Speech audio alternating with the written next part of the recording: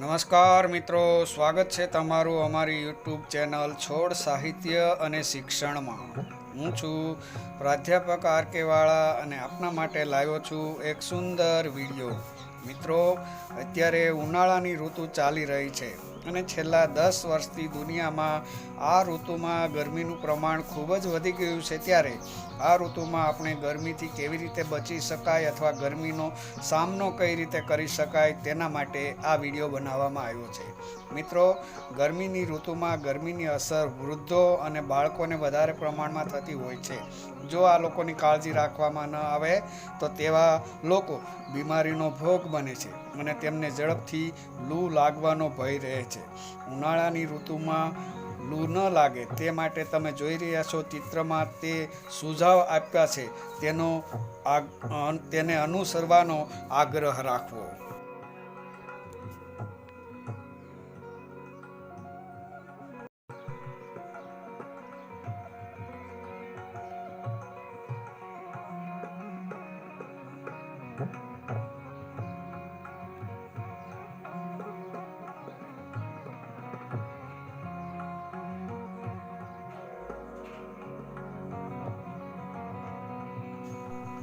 મિત્રો, તમે આ સુઝાવ વાંચ્યા છે. સુઝાવ અનુસરવાથી પણ ગરમીના પ્રકોપથી બચી શકાય છે. શરીરને તરોતાજા રાખવા માટે તમે જોઈ રહ્યા છો ચિત્રમાં તે માહિતીને અનુસરવા આપ સર્વને વિનંતી છે.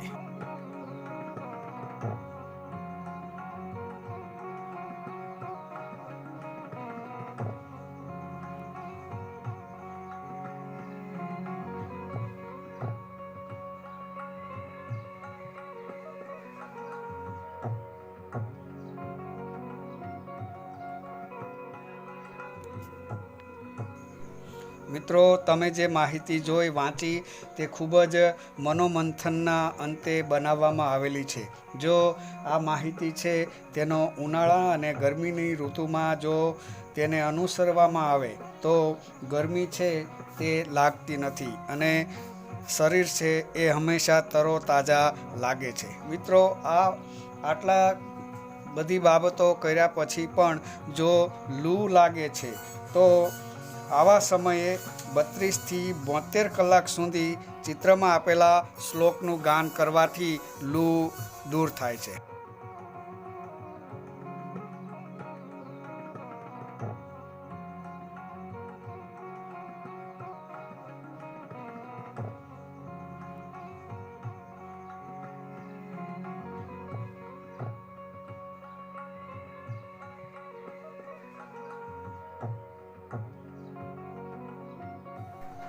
મિત્રો, આજકાલ લોક ડાયરામાં જેમનું મોટું નામ છે તેવા કમાભાઈ પણ ગરમીથી બચવા માટે વૃદ્ધો અને બાળકોને કેટલીક સલાહ આપે છે.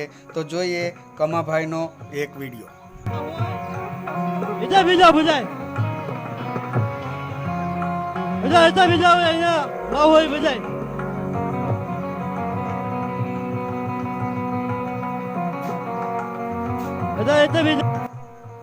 મિત્રો, તમે કમાભાઈનો વિડીયો જોયો.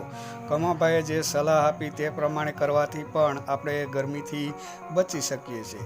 આમ તો પૂરી દુનિયામાં ગરમીનું પ્રમાણ ખૂબ જ વધારે છે, પણ આફ્રિકામાં ગરમીનું પ્રમાણ સર્વશ્રેષ્ઠ હોય છે. તો આફ્રિકાના લોકો આ ગરમીથી કઈ રીતે રાહત મેળવતા હશે, તો ચાલો જોઈએ એક આફ્રિકન માણસનો ગરમીથી રાહત મેળવવા માટેનો એક વિડીયો.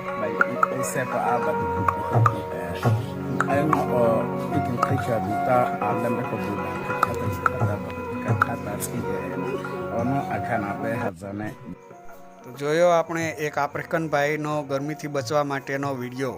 તેમણે ખૂબ સારી સલાહ આપેલી છે. તો મિત્રો, વિડીયો છે પૂર્ણ થાય છે. જો વિડીયો ગમ્યો હોય તો વિડીયોને લાઇક, શેર અને કોમેન્ટ કરજો અને અમારી ચેનલ સાથે જોડાવા અમારી ચેનલને સબસ્ક્રાઈબ કરજો. આપણે ફરી મળીશું એક નવા જ વિડીયો સાથે. ત્યાં સુધી એપ્રિલ ફૂલ. ધન્યવાદ.